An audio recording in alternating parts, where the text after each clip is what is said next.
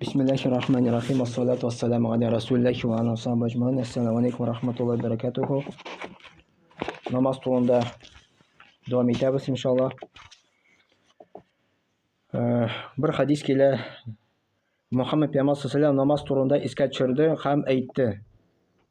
Kimda kim 5 vaqt namozni doimiy o'qisa, qiyomat kunida o'ngar nur bo'la, dalil ham qutulib bo'lacak.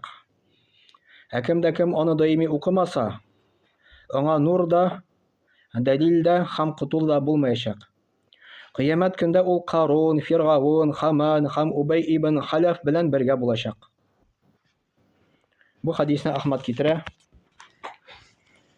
Ya'ni shu hadisga qaytamiz. Muhammad payg'ambar sollallohu alayhi vasallam aytdi, kimda kim 5 vaqt namoz o'qisa doimiy ravishda. 5 vaqt namoz doimiy ravishda. 5 vaqt namoz aytdik, endi farz bor, sunnat bor.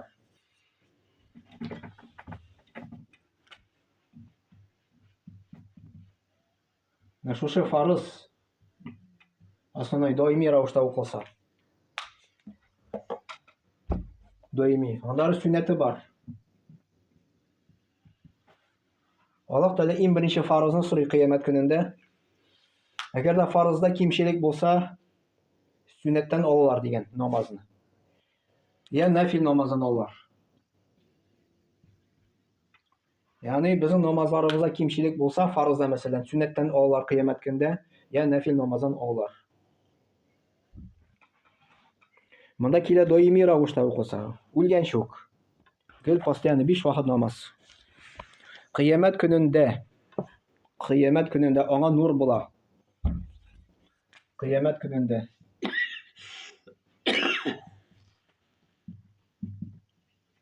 kunida bizning самый eng muhim kuni ol bo'lacak qiyomat kuni. Biz shu qiyomat kunga hazırlanamiz. Namozni o'qiymiz qiyomat kuni uchun, buni da roza tutamiz qiyomat kuni uchun. Ya'ni Alloh rizoligi uchun, чтобы qiyomat kunida bizning ishni ol qutulib bo'lsin, tamuqdan deydi. Kim tamuqdan qutula, shu ol bahatga erişe. Kim tamuqdan qutula, ol ijmoga kira. Andari kimda kim 5 vaqt namozni doimiy o'qisa, qiyomat kunida ona nur bo'lar deydi. Nur bo'lar. Nur. Hadislarda kela qiyomat kuni unda bir qop qorong'i bo'lar deb kela. Qop qorong'i bo'lar. Quyoshni Alloh taolo yer bilan quyosh orasi 1 mil kela hadisda. Это 2 kilometr yaqin kela. Tirisincha 1 kilometr 900 nechadir metr kelib 1 mil bitindi. Hozir quyosh bizdan 15 million kilometr bo'yi yoshmasam 150 ming. Unutdim endi nechadir million kilometr bizdan quyosh. Ito ol bizning yoqlarda jeykini issiq bo'la. Soat orasida bo'lsa to'g'anda issiqroq, ekvatorda bo'lsa to'g'anda issiqroq. Bu quyosh bundan necha million kilometr. Bunda hadisda kela quyoshni yoqini aytadi kela. Kishi onda yashay, no o'lim bo'lmay. Bu dunyoda issidan pishib o'lgan bo'lsa kishi, qiyomat kunda yo'q o'sha. Yonda ko'laga bo'lar deb Alloh taolaning taxit g'arsh ko'laga. Kim onun ostuna kirar ekan, onlar issiq bo'lmay. Birinchisi g'addali imom deb kela. G'addali imom ol mana olda bosib turishi imom. O'lg'ana tug'il, bunda ma'no keng kela. Ya'ni olda olib boruvchi, yetakchi. Davlatning yetakchi bo'ladimi? Yoki glava bo'ladimi? Bunda kela imенно g'addali deb. Или ol semyaning yetakchisi bo'ladimi? Oila yetakchisi bu er kishi endi. Esa birini uyushmaning yetakchisimi? Именно g'addali deb kela endi. G'addali bo'lsa-g'ana. G'addali bo'lu даже o'zining oilanganda ele yengil tug'il. Masalan, bir bolaga bir shokolad olasan, ikkinchisi suriy boshlaydi. Bir bolaga oldin ikkisini olara kerak, uchisini olara kerak. G'addali bo'lara kerak. Bolalar orasida da.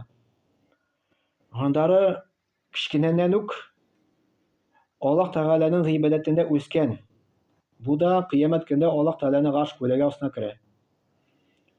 Uchinchisi, iki kishi bir-birisini Alloh rizoligi uchun yaratgan kishilar. To'rtinchisi, er kishini boy, znatный матур хатын-кыз зина кылырга чакыра икән, ир кеше баш тарта, мин Аллаһтан куркам дип, кем өчен, кемнән курыкты? Аллаһтан курыкты. Бу да кыямәт көндә күләгә астына керә дип килә. Аннары күләгә астына керә садака бирүче. Уң кул биргәндә сол кул күрми. Ягъни яшерен рәвештә бирә дигән сүз. Кешегә күрсәтмичә, Аллаһ теләгәнә күрә, кешегә күрсәтмичә садаканы бирә. Кешегә күрсәтеп садака бирергә ярый, әгәр дә ул эшкә рия кермәсә инде. Но ул бөтенләй вообще беркемгә күрсәтмичә, Аллаһына күрә дип садака бирә. Бу самый яхшы садака санала, яшерен бирү инде. Аннары үзе генә калып бер бүлмәдә Аллаһ Тәгаләдән куркып, күз яшьләре ага дигән, кыямәт көндә дә бу да кеше күләгә астына кер дип килә. Берне оныттым бугай. Анда берсе төшеп калды, истә түгел, анысын инде. Берсе гаделле имам, икенчесе яшьтән үскән, гыйбадәттә үскән малай, була инде ул. Өченчесе бер-берсен яраткан Аллаһ ризалыгы өчен яратучылар.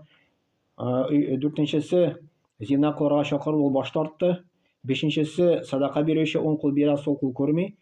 Алтынчысы үзе генә калып бүлмәдә Аллаһ Тәгаләдән куркып җылый, күз яшьләре ага дигән инде.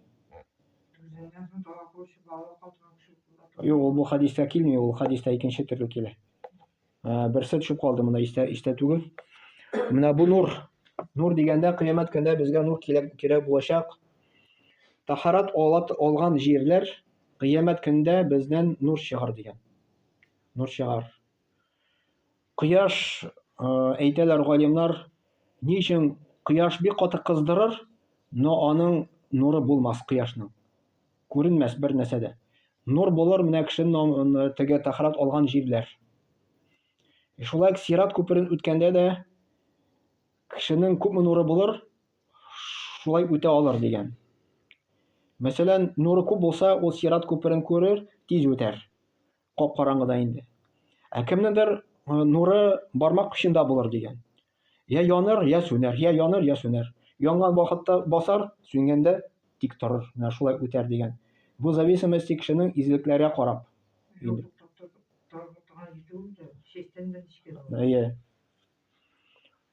Менә монда кыямәт көндә нур безгә бик каты кирәк булачак. Ул намаздан чыгачак. Тахарат алган урыннан чыгачак дип килә. Андары дәлил һәм кытулы булачак. Намаз уку аны синең өчен дәлил була. Андары кытулу, там укытудан кытулу. Кем аны даими укымаса, аңа нур да булмый, дәлил дә булмый, һәм кытулу да булмаячак. Кыямәт көндә ул Карун белән бергә булыр. Карун ул Муса пәйгамбәр вакытында яшәгән бер бой кеше. Бик бой кеше була ул. Ул шушы байлык сәбәпле тәкәбберләнде. Минем гыйлемем сәбәпле дие, мин шулай бай булдым ди. Аңа әйттеләр, сиңа Аллаһ теләп бирде. Ул әйтте, юк, мин үзем таптым дип әйтә инде. Ул шу хәлдә бик каты бай булган, что аның теге складлар булган инде, теге байлыгы белән.